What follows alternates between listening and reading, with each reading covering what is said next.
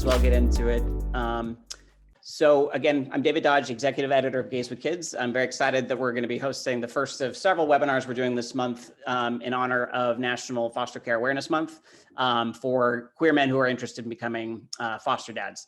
So this is the first in the series. It's just going to be a brief overview, but an in-depth one. But there's a lot to this process, as you'll learn. So we have several more rolling out over the course of the month, and we encourage you to sign up for all of them. For a really nice in-depth look at the process of becoming a foster parent as a queer man. So today, actually, before I get into what we're going to be covering today, I just want to give a little bit of background on Gays with Kids and why we've started to do these webinars to begin with. So Gays with Kids was founded 7 years ago now, and we originally started as a website and a resource for queer men as a way to try to increase the visibility of gay, bi, and trans men who were parents or who were interested in becoming parents. And, you know, we kind of took off online. Our Instagram following is now over 150,000. So we've built this really great, vibrant online community. But over the last year or two, we've started to hear from a lot of people in that same community that, you know, it's great to be inspired by the many queer men who have become parents and have been trailblazing a path, before today. But people also wanted the resources that it was going to take to become a queer parent via the paths that are available to us. So that's namely foster care, adoption, surrogacy, co-parenting. And as you realize, or you wouldn't be on this webinar, none of these processes are easy. They don't just happen overnight.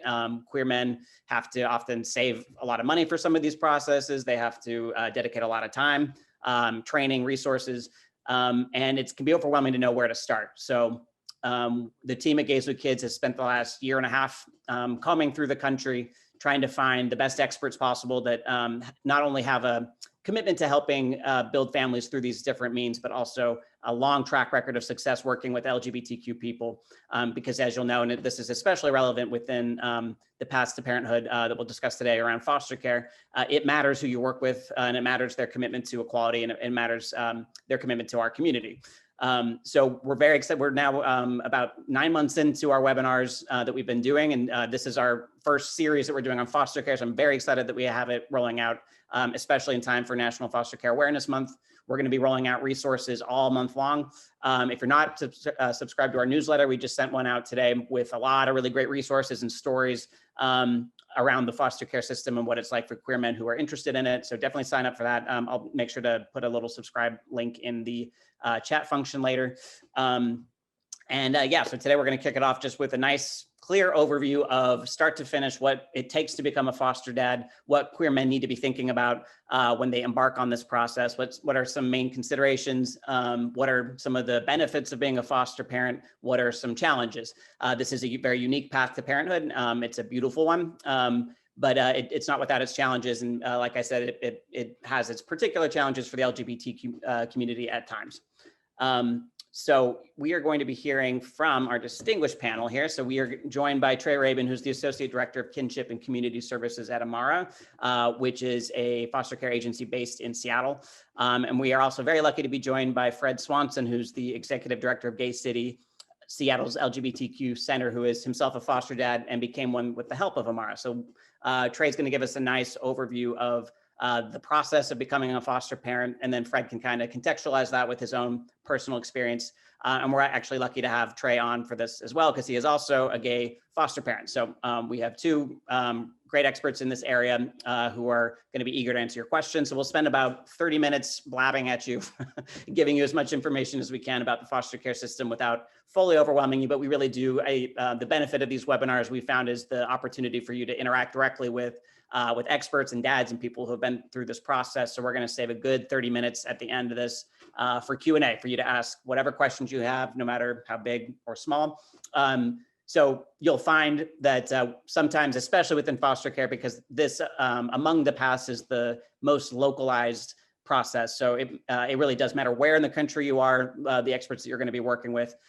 So we will do our best to answer your questions. If we're not able to, I'll encourage you to email us at dads@gayswithkids.com. I'll repeat that several times throughout the webinar. But at any point, you can feel free to email us your question. And if we're not able to answer it here on the webinar, we'll make sure that we follow up with you with someone that can. So with that, I'm just going to give a brief overview of foster care in the United States before I hand it over to Trey, who will go again into more depth about the actual process. So there are over 400,000 children in the US foster care system. That number's held pretty steady for a while now. I think right now the actual number is more like 440,000. Yeah, something along those lines. And so it's a system that, you know, it requires the loving homes of you know, just everyday people around the country who are willing to open up their homes to children who have suffered some sort of neglect or abuse and need to have some sort of home made available to them either permanently or temporarily. So it's important to know, though, when you look at the foster care system as a way to build your family, that the primary goal of this system is family reunification. So that means the foster care system is primarily trying to make sure that children can stay with their first families, their biological families, whenever possible. I think, you know, just abstractly, that makes sense that if kids can stay with the families that they come from, that is the best case scenario. So, you know, that can be an emotional process for foster parents who grow attached to children and, you know, may have questions about when and how children are reunited. But that is a main part of the system and something you'll hear our experts talk about over and over again, that is something that is important for people to know when they embark on the system. So if your hope is to ultimately adopt through the foster care system, which is an amazing option if you are interested in permanently building your family through foster adopt, over 25% of the children in foster care end up becoming what's referred to as legally freed for adoption. So that means the biological parents or the first parents have had their legal ties to the children severed by a court, and they become available for permanent adoption by a foster parent or another family. So again, the children who are in foster care are diverse and great. They range in age, life experience, but they are in foster care for one specific reason, which is that they have been deemed to have experienced some sort of neglect or abuse by their biological or first families. So the average age of children in foster care is 8, and many come with siblings. So, and that those can range again from newborn infants to older teens. And so something that's particularly interesting and important for our community to know is that, especially among older LGBTQ youth, preteens and teens, LGBTQ kids are overrepresented among foster youth and homeless youth, as are kids of color.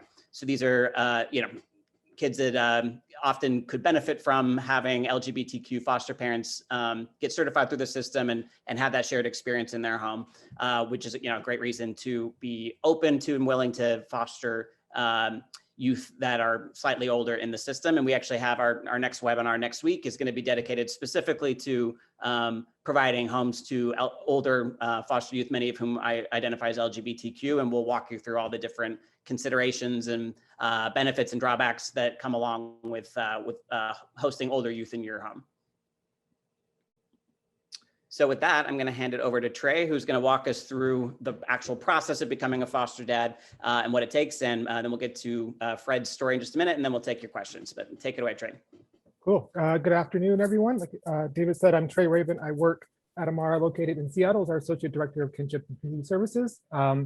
I was a foster parent for about 4 years. We just closed our license, but me and my husband, through that process, ended up adopting our son. He came to live with us when he was about 15 months, went to a kinship placement, and I'll talk about that in a couple slides later, and then came back to live with us when he was about 20 months. And then we adopted him when he was just around 4. So that's kind of our foster care journey as my family. But kind of the process to becoming a foster dad. So there's kind of several steps along the way. The first one is finding kind of what agency or state entity you want to work with to become a foster dad. Most states have their state entity, whether it's the county or the state or the city, has the process to license families internally, foster families. Alternatively, a lot of states have what's called the private agencies, or in my state, they're called the child placement agency. That's what we are at Amara. And we license foster homes, and kind of we're certified by our state to license foster homes and kind of run a foster care program with kind of oversight from the state. And so just kind of choosing which path you want, typically choosing a CPA. There's typically more support on the foster parent side because you have someone to kind of go to as your social worker, where if you're working with the state, the social worker is typically going to be assigned to the child and to the parents and trying to make sure the parents have services that get reunified. And so supporting foster parents can kind of fall on their priority list sometimes. And so that CPAs can kind of add that added support. So kind of figuring out those two paths, but then also figuring out making sure that the agency is affirming to work with queer families. Gays with Kids has resources look up on their website. HRC, Human Rights Campaign, has a website, All Children's, All Families program, where they certify agencies across the nation. Amara is one agency that we've been certified for, since 2013. And it just kind of, works through, we have annual trainings, other things just to make sure our staff and our websites and our communications and everything is competent to work with a diverse group of families. So that's kind of the first step. And then once you find that agency and submit your application, you start the home study process. And that's really several different steps. I think I'll talk about that in the next slide, but you'll kind of start the home study, which is essentially assessment of you as a person or you as a couple in your home and kind of your family life, and just how will a foster kid or foster youth fit into that home? What are your strengths? Maybe what are some trainings you need to take? And then like step 3 is assessment of your needs, which is all part of that home study process. Step 4 is preparing your home. So part of the home study process or the licensing process is what's called a home inspection. So the federal government has minimum requirements for every foster home in our country, and then states can add to that if they'd like to. So every state may have slightly different requirements, but generally they're going to be about the same because of that baseline requirement. And one is a home inspection. So making sure your electrical plugs are covered if you're going to be licensed for younger kids. If you're going to be licensed for older kids, that you have alcohol, and if you're a state where marijuana is legal, marijuana locked up, so older kids can access that. Firearms and weapons need to be locked up appropriately. If you have pools, making sure there's gates or other things around hot tubs to make sure kids can't get into water issues. Things like that. Preparing your home, looking at the bedroom, making sure you have the right bedding in there, and most requirements that a kid has to have a room. They can share a room, but they have to have 4 walls, a door, and a window. So just making sure that it's the actual room and not like a loft area and something like that. And then after all that, the social worker that you're working with will kind of take all the information through interviews and the interviews and the home review and write what's called the home study, or I'm blanking on the home study. And it's basically a document that basically approves you for foster care. And then once you're approved, you kind of move into the stage where you would be matched with the kid. And this is really a pretty similar across the state where I'm from. Each county sends out an email every day of all the kids in that region that need placement. And then you follow up and say, hey, I think I might be a good fit for that 5-year-old. Here's a little bit about me, please, pass my name on to the social worker for consideration. And then ultimately the social worker assigned to the child or the sibling group will review home studies or families that are interested in the kid, and then make a decision on which foster family to choose based on the foster family's needs, or the foster family's skill set and the kid's needs, and hopefully making a good match there. And then you would just keep on obviously fostering those kids. And then like David said, reunification is always going to be the #1 goal for foster care until the court deems that's not a safe option, and then they terminate rights for adoption. And so really then you're doing the day-to-day parenting and being there for that child or sibling set until we kind of know what the court decides on what the outcome of the case is going to be. Sorry. All right, so how long does it take to become a foster dad? This is one that's pretty determined on where you live, but generally 3 to 6 months is the kind of the home study process, how long it takes to become foster dad. Every state has a pretty big training that foster parents have to take to become a foster parent. In our state, that training is 24 hours. Some states it's about 30 hours, and it just covers really the gamut of everything in foster care, kind of a 101 level. So, what does trauma look like in kids? Because every kid in foster care is going to have some level of trauma, otherwise it would be placed in foster care. Just basic things around like, how does the system work? Who are the different players within your child welfare system in your local area?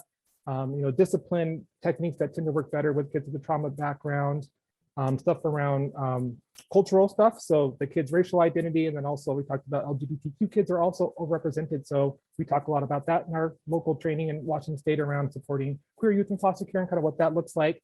So really it's just kind of an overview of foster care, and really just hopes to build up your training. And then there's tons of training kind of once you're licensed that you can really take like a 3-hour training just on that topic. And sometimes in the home study, if during interviews or whatnot, something comes up, your social worker may recommend that you read a book or do a training to help build up your skill set. So for example, if I'm working with the family and they have, really no childcare experience, which is fine, but they want to parent teens from foster care, we may say you need to go do some extra training around discipline with older kids and just being prepared and maybe going to shadow some foster parents who care for teens and really talking to them to understand what that looks like. So things like that, just to build up your skill set to make sure you're kind of ready to parent whatever kind of child we've decided is the best fit for your home. And then, yeah, once you're licensed, like I said, emails go out. Our state will call. They typically send the email, and then, about 4:30 as we get towards the end of business hours, they'll start calling if they don't have placement, especially if the kids are in the office and need placement that day. So they definitely will call you soon after the home study is done. How quickly or how many placements you're offered or you see really depends on the ages that you're looking for. David was talking about average age is 8, and the system. I was just looking at the email I got maybe last week of the kids that need placement, and in my county, King County, where Seattle's located, we're seeing a lower number of kids coming in because of COVID, because there's less kids in school, and so there's less eyes on kids. But what we're seeing is just that whole list is all teenagers. It's all 12 and up, and about 3, maybe a quarter of them are identified as queer.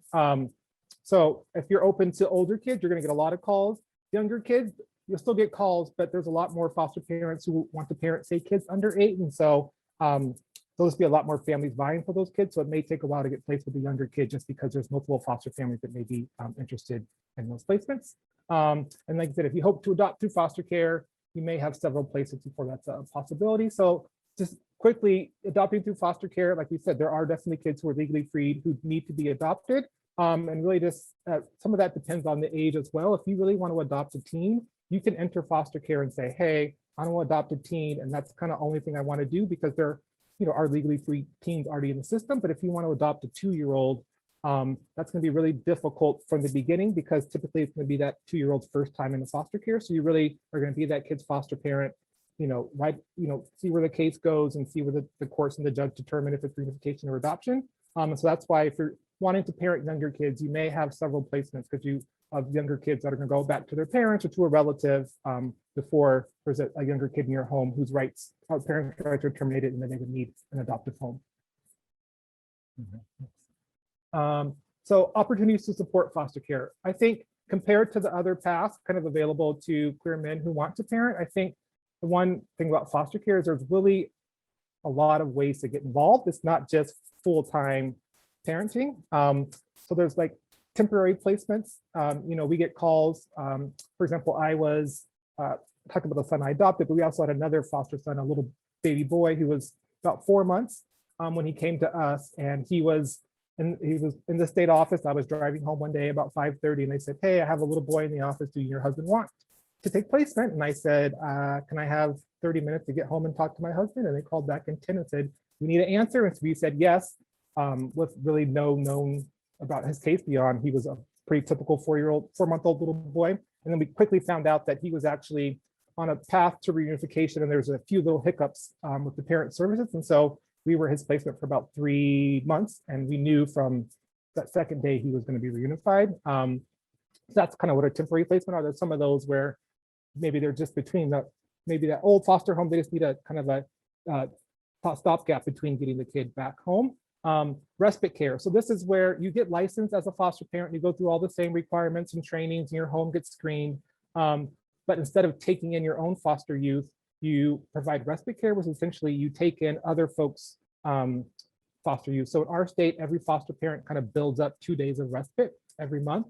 And the idea is that respite care just gives foster parents a break. Parenting can be difficult and challenging, and parents need to kind of do their self-care and kind of build themselves back up. And so respite care allows for the foster kids to go to another foster home, so we know the home is safe, it's licensed, and it gives the foster parents a break. So that's one way to get involved in foster care. Obviously, it's not jumping into full-time parenting, and you can say when you're open or not to respite care. So we have a few families at my agency who just do respite care, and they say, we're open for the next 3 months, and then I'm going on vacation or whatever, so, or work's really tight, and so they let us know when they're available or not. Kinship care is essentially someone caring for a kid in the formal foster care system who typically is related to the kid. So a relative, grandma, uncle, aunt, cousin, but it also can be defined broadly as what we call a suitable other. So it's really someone who has had a previous relationship with the child previous to them coming into foster care. So that could be a football coach, teachers are pretty common suitable others, pastors or community religious folks, community folks have stepped up in that way. So oftentimes kinship care, you don't sign up for kinship care comes to you because the kid enters foster care, and most states, especially in our state, we really want to place kids into kinship care because there's actually better outcomes for kids in kinship care compared to foster care. And so by placing kids there early, so typically you get a call. So kinship care is a little bit different because foster care, you sign up and you're kind of then going through the process. Kinship care is often you get a call saying, hey, your family member's daughter just came into foster care. Do you want to take placement? And so you're kind of, it's a little bit more surprising. You're taking placement and then kind of getting the support in the back end. What's been really cool at Amara, though, we've had a few queer foster families get licensed, and then down the road, they foster parents took in foster placements, and then down the road they had a family member's kid come into care, and so coincidentally they already were licensed, ready to go, and so now they're a kinship care provider, but they kind of went the opposite way, which is kind of interesting to see, which is kind of really cool to see. That kind of the intersection between kinship care and queer parenting is a really cool thing to see that I didn't think I would see so much of that. Foster to adopt, I think I talked about that already. And then mentorship volunteers. Every state has some way to support foster care. I mean, every private nonprofits working in foster care could always use your donations. There's a lot of like mentorship programs for foster youth. You can sign up for that, becoming like a big brother, big sister. A lot of foster youth are often referred to kind of community programs like that. Our agency, with COVID, our volunteer options are limited, but we typically have volunteer options to come and do childcare, like our support groups and things like that. So there's always kind of opportunities for that as well. All right, so benefits of becoming a foster parent or fostering. Obviously, it's providing a home to kids in need. It's definitely a life-changing experience. I can say that firsthand, and I can say that from families that I worked with. It's really, when foster care works well, it's really cool to see kind of foster parents, birth parents, and the state really come together and really support each other when it goes really well and gets kids back home. So it can be really life-changing from that perspective. And I think you just learn a lot about society and just, I don't know, to me, it just makes you a more empathetic person, I think, when you're parenting kids who come from family where a lot of society's ills of addiction and domestic violence are happening. So you just get to have a better sense of what's going on in the world and just, I don't know, have better empathy for what people are going through because you just don't know what's happening behind closed doors. And then one thing about foster care is it's a long process in our state. Most kids, about 12 to 18 months before they do get reunified. And so it's a long process. And so it comes with kind of continually check-in trainings, like I said, which is nice. Since it's kind of a state funded thing, it's typically free or low cost to become a foster parent because it's subsidized by the state because it's a foster care system. So that's one benefit, but just having that system, there's a lot of resources and supports out there for you as a foster parent, especially if you pick a private agency, because then you'll have that social worker support you as well in the process. Challenges. Definitely, kids coming into the system definitely have a trauma history, which can lead to complex behaviors and needs. And so, yeah, I think doing a real assessment on your ability to parent and in the home study process, your social worker will really work with you. Most families come to the agency or my agency saying, we want to parent a sibling set between the ages of 0 and 8. So that's on their application, great. And then we work with them, we do interviews. And if we, in the process, realize, I don't know, maybe you're more fit for like 0 to 5, or have you thought about a teenager given your work schedule and maybe you can't do daycare drop off and pick up, but a teenager can come home and be home by themselves before and after school. So like thinking through all those things. And so I say come in with your expectations of what you want to parent, but work with your social worker because that may change at the end. And I think that's okay. And part of that is just figuring out what level of special needs do you have. Some of our kids have really complex needs where it's, multiple therapy appointments. It's maybe multiple medical appointments. And so it's just a lot. And if you have, pretty demanding work schedule, that may be hard to fit all those things into. Just thinking through kind of some of those things. The cultural competency is a huge part. Like David said, kids of color are overrepresented in the foster care system. And majority of foster homes, at least in my state, are white. And so there's a mismatch there culturally. And so really building up your skills if you're a white queer family to make sure you're prepared to parent kids of color and support their racial identity and understand the importance of that. And also understand like your positionality as a white person in the world, I think really helps when you're parenting that cross-culturally.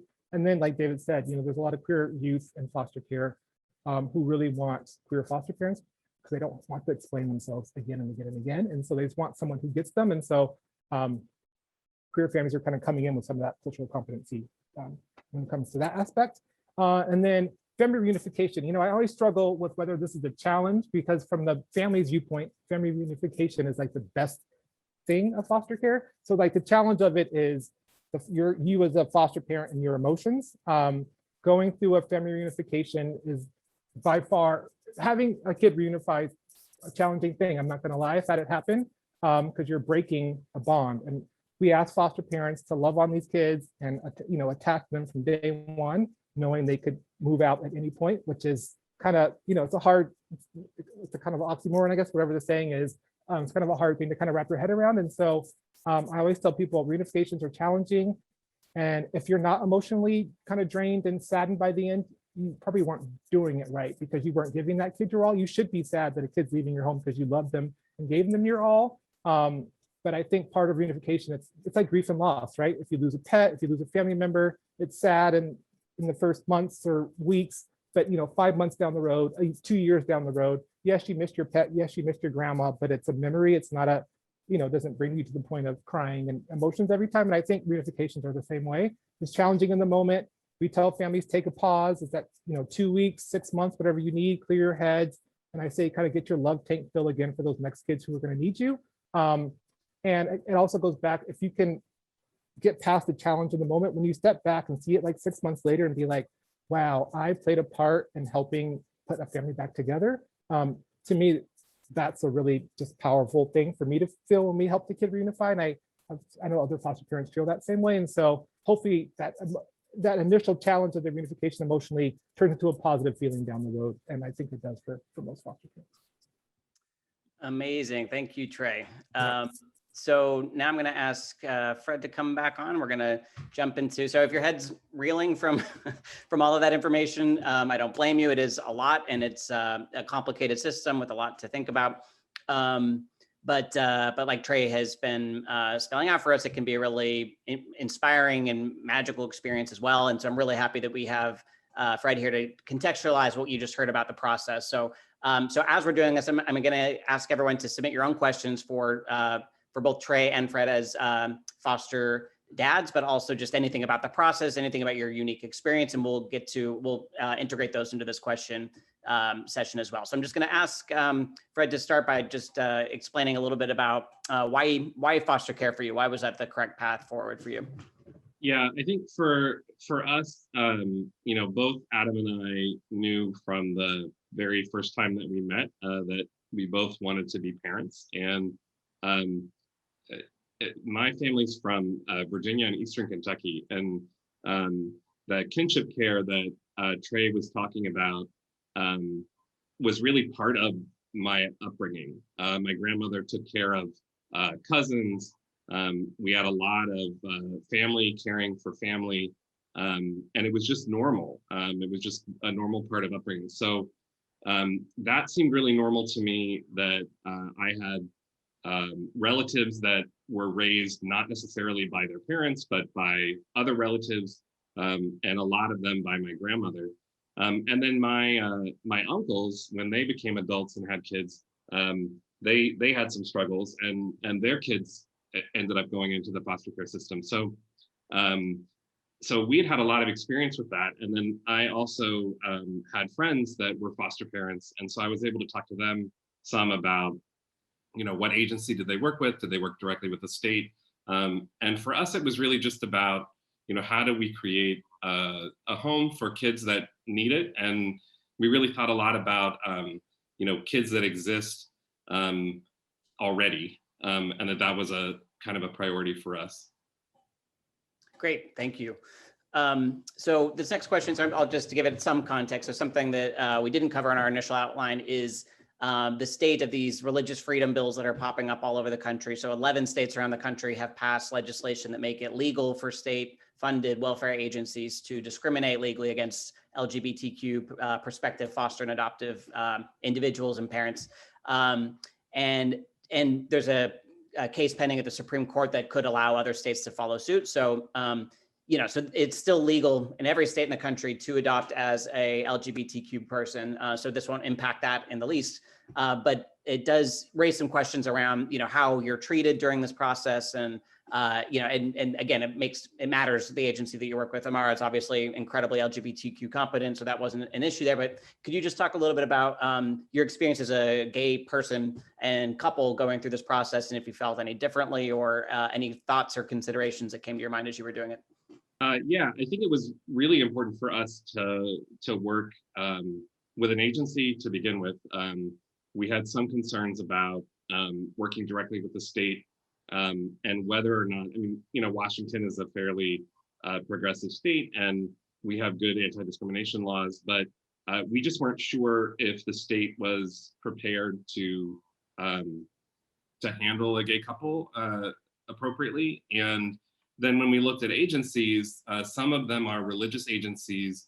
And even though we have those anti-discrimination laws, we weren't sure in terms of their actual practices, whether or not they would be welcoming to a gay family. And so for us, it was important to find an agency that was LGBTQ friendly and competent, because we didn't want that to be the issue. We knew we had a lot of training that we had to do. We knew we would need a lot of support.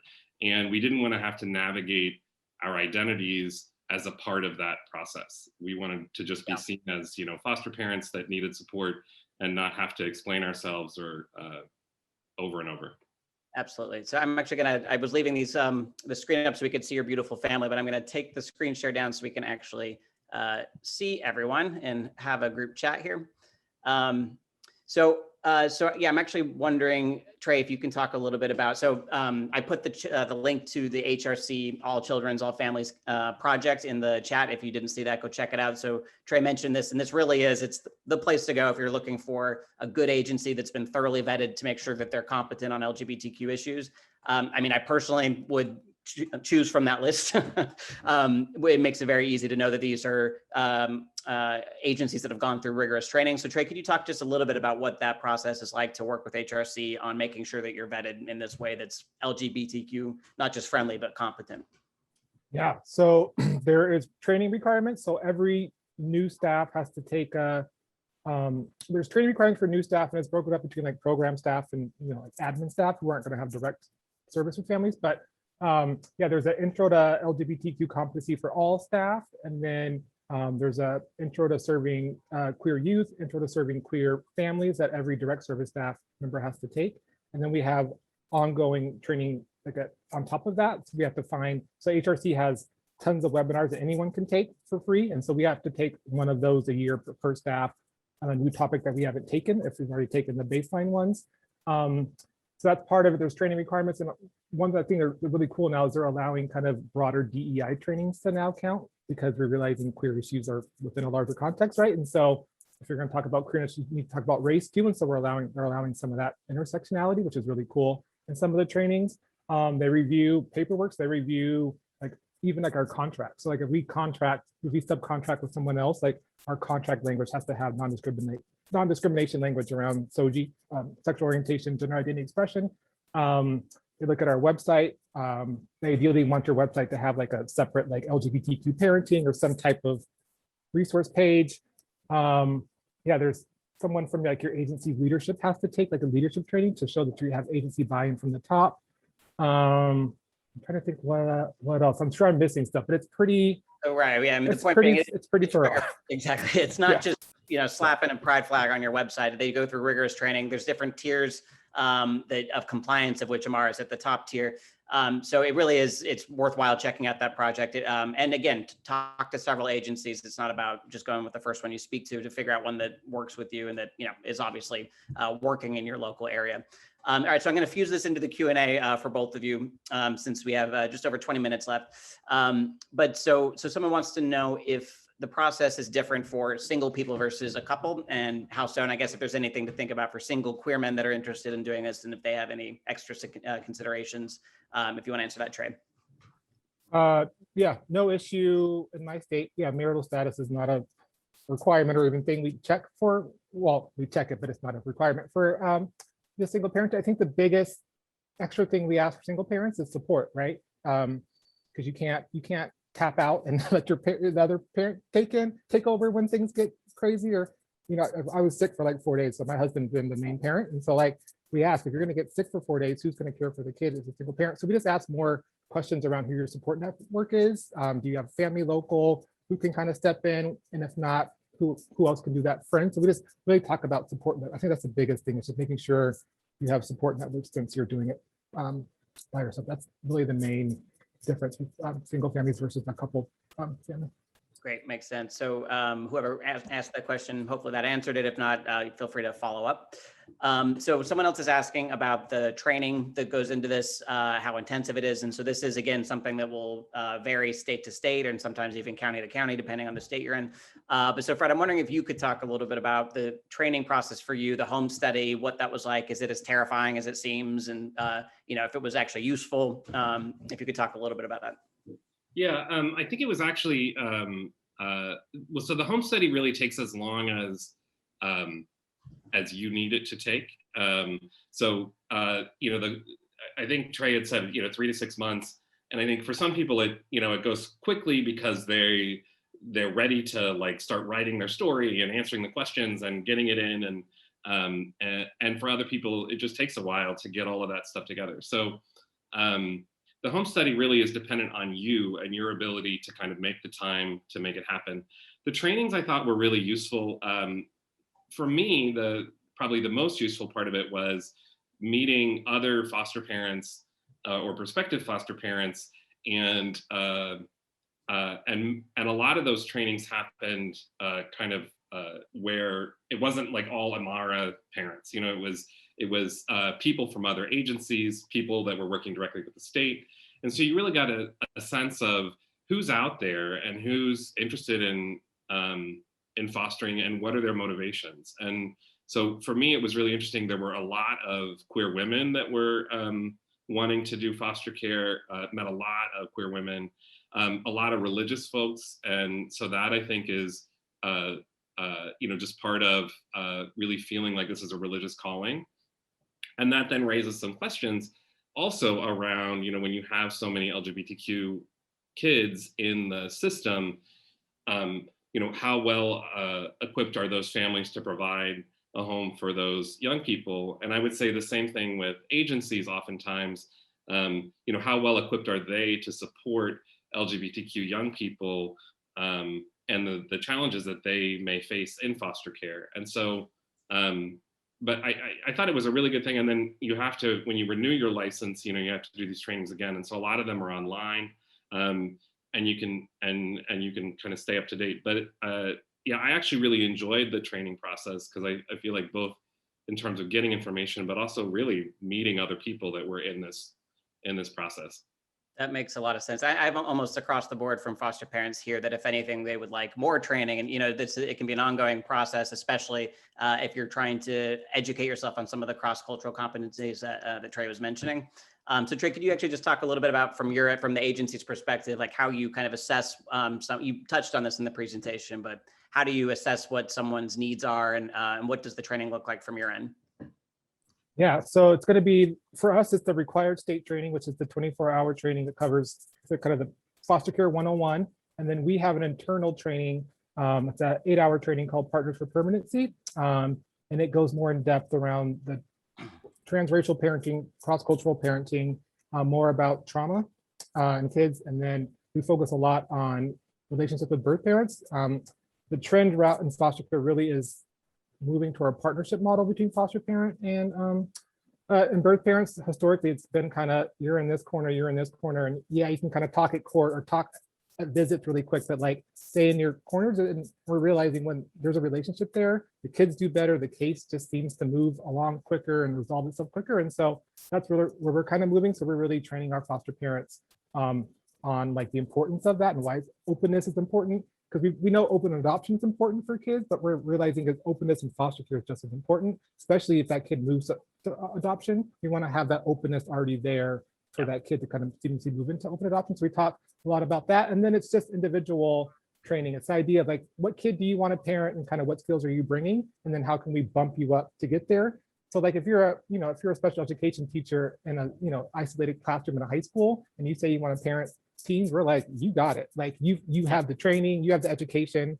But if you work at Microsoft in IT and you say the same thing and you have never parented, we're going to bump up your training plan before you get licensed.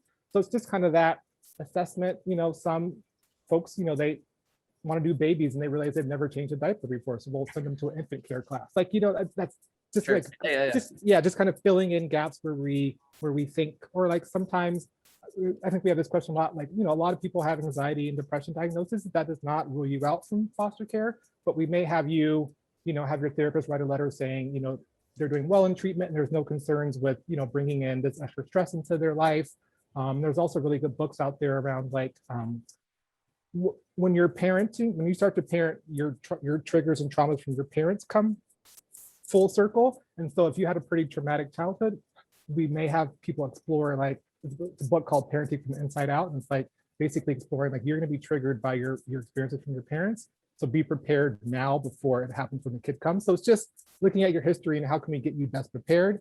And just so we say it, I think 99.9% of the time we do not deny home studies. We're not in the business to like find out ways to deny you. We're there to support families to get them to the finish line and being licensed. So exactly. It's funny, kind of in like pop culture, it's just made to be this kind of terrifying process with like an evil social worker that's like judging your home. But yeah, everything I've heard about it, it's like, it's not that at all. This is a side note, but I also find it fascinating that basically every path to parenthood that's available to us, or at least foster care, adoption, and surrogacy, there is a mental health screening. There's all this in adoption and foster care, there's training that's provided. And it kind of makes you wonder why anyone questions our ability to become parents in the first place, when it would maybe be beneficial to everyone to go through some of these processes. And again, like everything I hear about the training that is provided through the home study, it's nothing but beneficial. So this is actually touching on another question that someone asked about what the relationship can be like with birth families, and you're talking about this with reunification. And you mentioned this that that it's not always a challenge there. That can often be a really great process as well. It can still be difficult to lose a child that you've well, it's not really losing, but reuniting a child with their biological or first families.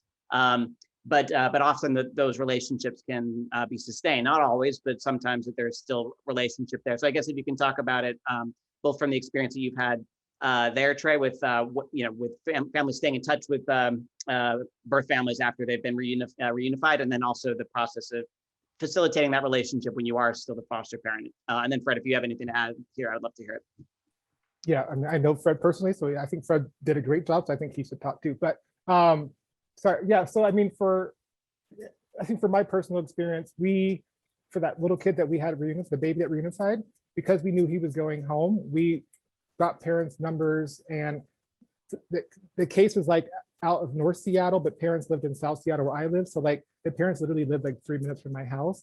In order to do visits, the social worker wanted to like pick them up here and drive them here. And I was like, I'll just meet the parents at the local DCYF office and do the transfer of visits, because this 4-month-old does not need to be driving all around the city in 5 different social workers' cars just to see his parents. So like we did the exchange of visits. And so we were really texting medical updates and just really involved with them. And so that really helped that seamless transition. And then we babysat them a couple of times afterwards because the parents had some work issues. And so I think that's one. And then, for my son now, he was in kinship care with a grandma. And so we have just a great relationship with that extended family. Birth parents aren't in a good place right now, but especially on dad's side, we just have a great relationship with grandma, aunts, uncles, cousins. And so open adoption and those relationships can also expand to extended family. So I always tell folks, birth parents have struggles. That's why the kids are in the system. But their extended family can also be a great resource to that connection to the family, and they can let you know when the birth parents in a good place to connect down the road.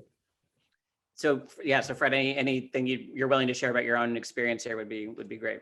Yeah, so I mean, in terms of relationship with the birth parents, I think it's just like really critically important for a thousand reasons, but really I think for the kid to feel secure and the kid to not feel stigmatized and not to feel like somehow they were unwanted, or and to really also know who they are, where they come from. So to the degree that you can keep those channels open, I think it's really important. All three of our kids have pretty strong relationships with their biological families. Not always necessarily like one parent or the other, but and then with our middle child, so our middle child actually did reunify with her father. And so when she was 18 months old, she was with us from birth to 18 months, and then she reunified with her father and was there for 18 months. And that process for us, because her older brother was in our home and they have different dads. So she was going to her dad, not to their common mom. So they're brother, sister, but it was really important for us, obviously, to keep the kids connected. And we were able to work that out with her dad, where she would come to us every weekend. I would go pick her up on Saturday morning and then bring her back to him on Sunday night. And that was really, I think it was really powerful for a lot of reasons, but one of the reasons was he also still had struggles. And so we were able to support him as well as her, as well as the kids. And then eventually she did have to go back into care, and then she ended up coming back into our home. And so having that continuity of relationship where she was still connected with her brother, where her dad's family knew that we supported him, was really helpful, I think, for the entire process. And it also meant that after she came back to us, we maintained relationship with her grandmother, with her other siblings, and with her family. So I think, it's hard to navigate all that stuff, but if you just think about it like you would any other family member, like if your sister's kid needed a place to stay, you're not going to stop talking to your sister. You might for a while, depending on what your sister's doing, but you're gonna keep the family connected as much as possible, and that's good for everybody. Right, great. So this is a great question to follow up to what you were saying, Trey, earlier. For single people needing support network, and I assume that this is true for any foster parent, whether you're in a relationship or single, having a really strong support network is key. But so the question is, do those people in your life, if the child's going to stay with them, do they also need to get certified in some way? Or what kind of training do they need if they're going to be involved in this kid's life in an active way? Yeah, so typically they wouldn't need to become fully licensed unless you would be planning on using them for respite care in their home pretty consistently. But especially if that person can come to your house, because really a foster license covers your home. It's really about your home, not about you. So it's like, and so like your home is approved for foster care. So like they want kids to be in approved foster homes. So as long as your support people come into your home, then that's fine. And typically they would just need to get a background clearance, proof of a negative TB test, and then first aid CPR. And those kind of the three main requirements. And then in our state, if you're gonna be licensed for 2, then your support people would also need to get the flu and Tdap vaccination. That's kind of the main requirements. And then, yeah, the hope is that they just come into your home and provide that support. And then we also have a law that says like the kids can go to that person's house like every once in a while, but if it's going to be a consistent thing, we want that home license. But yeah, for general support, just got a background check, first aid CPR, and then maybe some shots depending on the age of the kids. Amazing. And I have heard of some instances where, a couple or an individual would decide to become a foster parent. And then, as they're trying to rely on their community, the community gets inspired to also become licensed to be able to provide that, it really does, takes a village, kind of takes over. And, it's super inspiring, I think. So hopefully that answered your question, Bobby. If not, please feel free to re-ask. So this next one is a really good one, and one that I wish we actually had a better answer to, but I'm interested to know your response to this, Trey. Someone's curious to know why there's so many LGBTQ youth in foster care. Why are they overrepresented? And I think let's throw in there people of color too, children of color. Yeah, I'll start and Fred doesn't jump in. So I think kids of color, I think it's really important to realize the system's racist, not families of color abuse or neglect their kids at higher rates. So let's put that out there, right?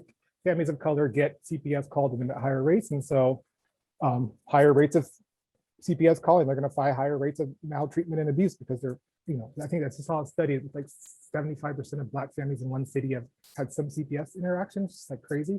So that's kind of the racial part. It's really a biased system. And, most of our mandated reporters in our country are white women or white people and teachers, doctors, things like that, nurses. And so they're the main callers to CPS. And then we know at every level, families of color have disparate outcomes. They're more likely to be removed, more likely to stay in care longer, less likely to go home, but also less likely to be adopted. So most likely to age out of foster care, like every part. So that's kind of, I guess, the short why. Queer ones, I think, youth is more complicated. Definitely stems from higher rates of family rejection. But there's also a huge correlation between youth homelessness and queer youth. And so, I think family rejection is a huge part of it. There's such a high correlation with homelessness. And feel free to jump in, Fred. You probably know this better than me.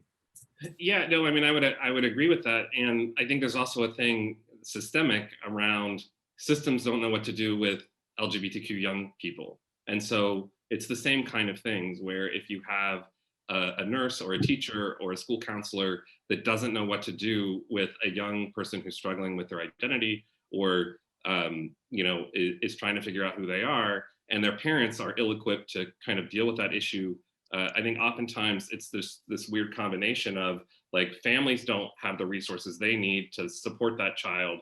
The systems don't have the resources they need to support that child. And so, the outcome is folks are like, well, there's something wrong with this kid or there's something wrong with the family and they need to go in the system. And so, I think it's a similar kind of really just points to the need for all of these systems to have a better understanding and really for school systems and counselors to know better, how do you support families when their kids, turn out differently than they anticipated? And how do you give families the tools that they need to really support their kids? So, and I mean, on a side note, we would have had much more information on why LGBTQ youth are so overrepresented by now if it weren't for the Trump administration, who rescinded a rule that was put in place by the Obama administration to literally start counting the number of youth that identify as queer, non-binary, LGBTQ. So that has been reinstated by the Biden administration. So ideally, a couple years down the road, we'll actually have good data on that. So hopefully, we have that to look forward to, and hopefully can start to do something about it. So another great question from Bobby. So he's curious to know if there have been permanent changes to the process of fostering to adopt because of COVID. Why don't we keep it with you, Fred, if you have any insight? I actually don't have any insight around that. I think Trey probably on this one hopefully knows more than I do. Yeah, in terms of the licensing process, I mean, like everything else, we've learned Zoom world and we are doing stuff in Zoom world now. So it's a lot of virtual, it's all the home study interviews are virtual. What we're doing now, instead of going into the home for all these interviews, are just we do like a virtual home inspection. So we have clients take us around the home. And then if we see any glaring issues, then we go out to the home to see in person if there's any glaring issues with the home inspection. So, I mean, yeah, we've pretty much refigured it. I mean, it was a little bit there, to figure out when COVID hit and we went to everything being at home, but now we pretty much have pivoted, the state's pivoted and, have made waivers for, online CPR versus in-person CPR and just kind of all that to kind of move things ahead. So yeah, we're moving things pretty along. Hasn't changed a whole lot for foster care. I know some other adoptions have been challenged with travel and international and stuff with COVID restrictions. The other thing I would say is we're seeing less kids enter foster care, so we're just less placement needs. And that's a whole debate on whether that's a good thing or a bad thing. Some people think it's a good thing because families are staying together. Some think it's not good because more kids are being abused and neglected, which I'm not sure I'm in the middle somewhere, but regardless, we're seeing less kids coming in. So that's probably one of the biggest impacts, is just less kids entering the system right now. Great. So we are nearing the end of our chat here. So I do want to just give you both a chance to sign off, say anything kind of final you want to say about people that are, I assume most of the people in this webinar, that, this is their maybe first or second interaction with this process. So any kind of high level overviews, what you would suggest people do as they're kind of at the beginning of doing this kind of research Why don't we start with you, Fred? Yeah, sure. I mean, I guess what I would start with is just to say, thank you. And I really appreciate that you're considering this option. There's a lot of kids that need support and a lot of families that need support with their kids. And so I think it's really remarkable that people are, considering this and thinking about this as an option. It's not easy.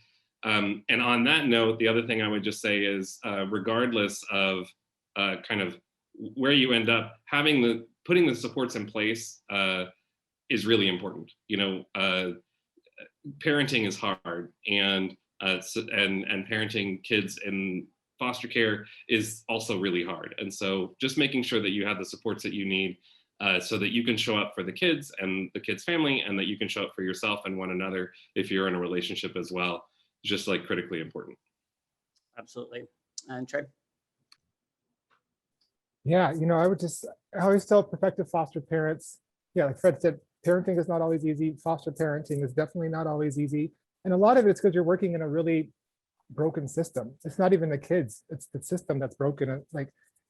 Change court dates and no one tells you, or misfiled paperwork that leads to a 6-month delay in the case. And just like, it's a lot of that stuff that's really frustrating for foster parents. And I just tell people, you have to remind yourself why you got into this. This adorable kid or kids in your home is why you did that. You got into this to give this kid everything you can right now. And I tell folks, forget about all the stuff you can't do. You can't control the courts, you can't control the social workers, you can't control visitation schedules, but you can make sure this kid is as happy as they could be and healthy in your home. And I was like, focus on that. And even just like, if you're just so stressed out, all you can focus on is getting home and making sure you play with that baby for 30 minutes before they go to bed. That's all you focus on. And then you figure out your plan for tomorrow, but don't let the larger system stuff, because that can really bog you down, especially for type A people who want to solve and fix things, because you're just going to be bumping your head up against that. But so I always say it's a very positive experience, and don't let some of those other things detract you and some of those horror stories, because the kids still need you even though the system isn't perfect. Absolutely. And I'll just add that it's very hard to learn about foster care in the United States without being motivated to help or do something in some way. It is such a massive problem, and there's not enough people paying attention to it. And like Trey has alluded to several times, it is a system with a lot of problems that needs fixing. And, being a part of that system can be frustrating at times, it sounds like. But I also think it's very important for people to be very honest with themselves about whether this is the right path for you. And it is possible to help children in foster care in a number of different ways. I, for instance, will never get through a home study process because I live in a 500 square foot studio apartment you see behind me. And you need to be able to have like an actual bedroom for, the children that you are fostering. But that doesn't mean that there aren't mentorship opportunities, volunteer opportunities, donation opportunities, and getting in touch with organizations like Amara, your local foster care agency, to find ways to become a mentor, especially to, some of the older LGBTQ youth that are at risk of aging out. There's lots of different ways to help out. And I think it's, kind of incumbent on us as a society to be doing more. So it's great that you're researching becoming a foster parent. Please pursue it if it's of interest to you, but just know that there are multiple ways if you decide honestly that it's not the best path forward for you for any number of reasons. So I can't thank Trey and Fred enough. We're at the end of our hour. So again, this is the first in a series we're doing on the foster care system. Next week's is going to focus on these older youth, again, many of whom identify as LGBTQ. And we're going to have some representatives on that speak specifically and work specifically with older foster youth. So I'm definitely looking forward to that one. Please join that one if you're interested. The week after that, we're going to go deeper into the resources and training that is required and given to people that are interested in becoming foster parents as part of the home study process.